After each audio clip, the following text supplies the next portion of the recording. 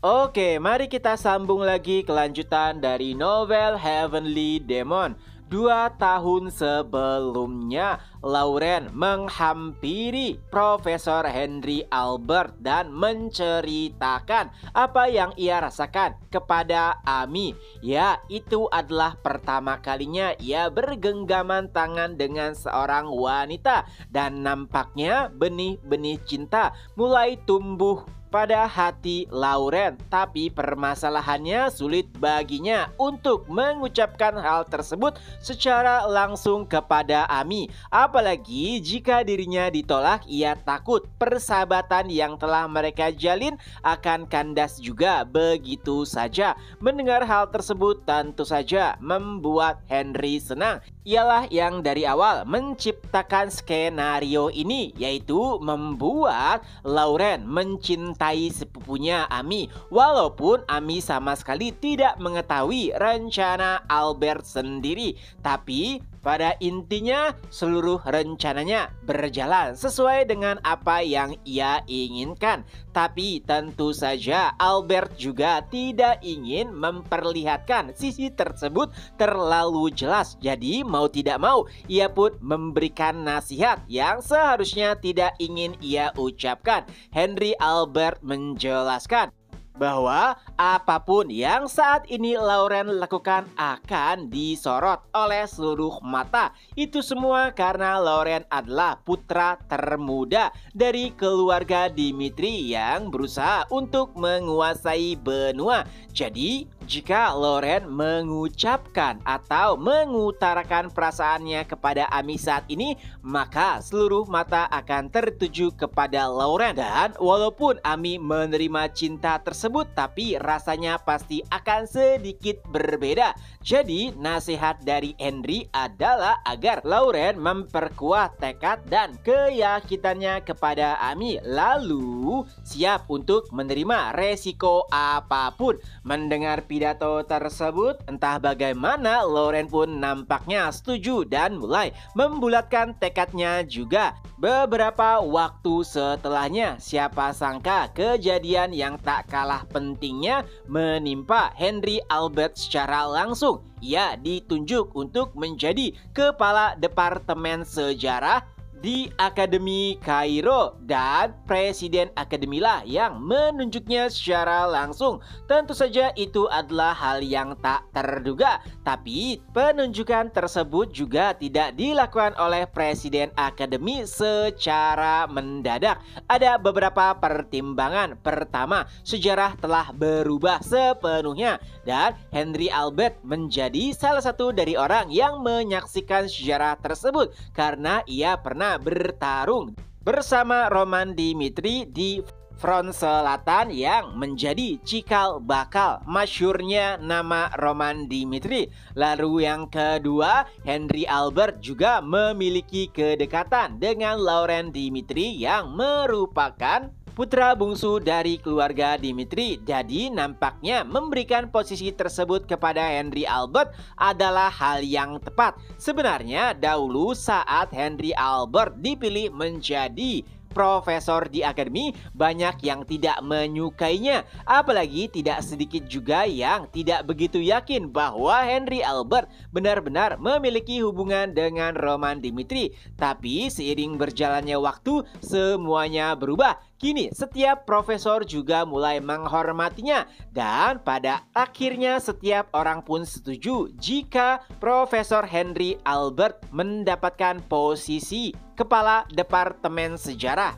Hari pelantikan pun tiba. Henry Albert nampak sangat senang. Ia tidak menyangka dirinya yang dahulu bahkan tidak dianggap oleh keluarganya kini bisa mendapatkan peran penting yang tidak akan pernah ia duga. Dan tentu saja semua itu berkat pertemuannya dengan Kaisar Roman Dimitri. Dan yang pasti ia juga menyampaikan rasa terima kasihnya kepada Yang Mulia Roman Dimitri. Setelah menyampaikan pidatonya, Henry Albert pun turun panggung, dan saat itulah sosok tak terduga menemuinya sambil memberikan selamat, yang mana ternyata itu adalah Marquis Fabio. Kembali lagi ke masa kini, siapa sangka Henry Albert akan kembali bertemu dengan Marquis Fabio. Dan tentunya itu bukanlah pertemuan sederhana, karena itu semua sudah direncanakan oleh Marquis Fabio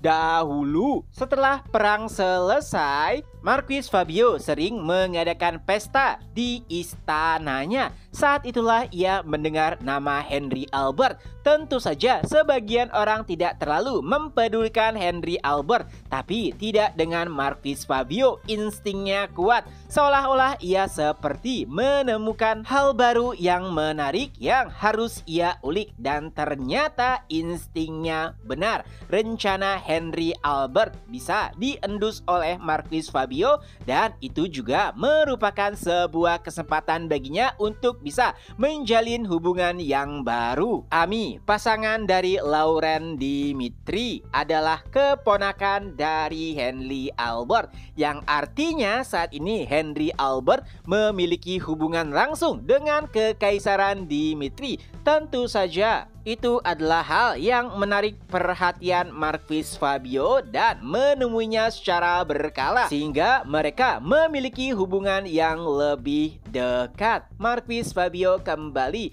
mengucapkan selamat kepada Henry Albert yang merupakan kepala departemen karena hari bahagia ini, dan Henry Albert hanya menjawab, "Aku hanya senang karena sepupuku memiliki laki-laki yang tepat di sampingnya." Setelah beberapa percakapan, Marquis Fabio pun mengangkat gelasnya dan berkata, "Mari bersulang untuk kejayaan Dimitri." Ya, Marquis Fabio akan selalu bisa menikmati kemuliaan dan juga kenyamanan di dalam hidupnya, kecuali jika Kekaisaran Dimitri runtuh. Di sisi lainnya, kita juga diperlihatkan kisah cinta dari seorang pasangan muda-mudi, yaitu Marie dan juga Luqman. Dan ia langsung jatuh cinta kepada Marie pada pandangan pertama. Tapi sulit baginya untuk mengucapkan hal tersebut kepada Marie, hingga suatu saat ia pun mendengar seseorang akan mengutarakan cintanya kepada Marie. Luqman pun langsung memberanikan dirinya dan mengucapkannya langsung kepada Marie, dan hasilnya Marie pun menerima Luqman. 1 tahun telah berlalu. Kini Luqman ingin menjalin hubungannya ke tahap yang lebih serius, tapi ada satu permasalahan. Luqman sama sekali belum mengetahui latar belakang atau keluarga dari Marie. Itu semua karena Marie sepertinya memang menyembunyikan identitas keluarganya dan tidak ingin jika Luqman membahasnya. Tapi suatu saat Marie berjanji ia pasti akan menceritakan terkait dengan keluarganya, dan hari itu pun tiba. Setelah 1 tahun menjalin hubungan, Marie ingin memperkenalkan pasangannya atau pacarnya kepada saudaranya, dan saat hari tersebut tiba, Luqman nampak berdebar karena ini adalah pertama kalinya baginya untuk bertemu dengan pihak keluarga dari calon istrinya. Dan saat pertemuan terjadi, Luqman nampak sangat terkejut. Seseorang pria yang tidak mungkin tidak diketahui berkata kepadanya, "Oh, jadi ini adalah pria yang namanya selalu aku dengar?" Ya, ternyata saudara dari Marie adalah Kevin, sang iblis Dimitri. Bahkan setelah perang usai, nama Kevin masih selalu saja dibicarakan. Iblis Dimitri, siapa yang tidak mengenalnya? Bahkan ia mengejar lawan yang jauh lebih kuat darinya lalu mengalahkannya.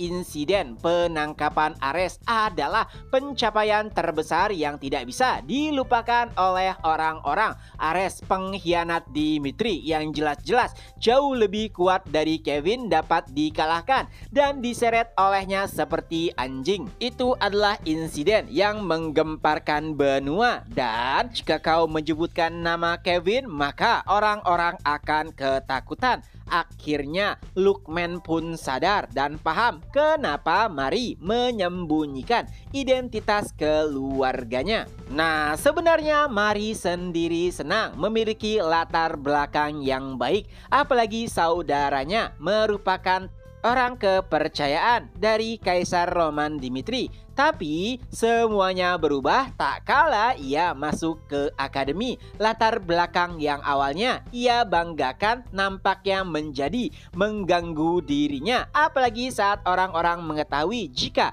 Mary adalah adik dari Kevin, sang iblis Dimitri. Pria yang ingin mendekatinya menjadi segan karena mereka tahu betapa mengerikannya Kevin. Dan mulai saat itulah Mary menyembunyikan keluarganya, berharap orang-orang hanya memandang dirinya sebagai Mary, bukan sebagai adik dari Kevin si iblis Dimitri. Walau demikian, tentu saja Lukman masih sangat terkejut dengan fakta tersebut. Ia telah mempersiapkan diri sebaik mungkin untuk bisa bertemu dengan keluarga Mary. Tapi semuanya langsung runtuh tak kala yang ia temui adalah salah satu sosok paling terkenal di Kekaisaran Dimitri. Dengan itu pula chapter pun berakhir. Nah, itulah kelanjutan dari novel Heavenly Demon. Semoga terhibur. Ketemu lagi di next video. Bye bye.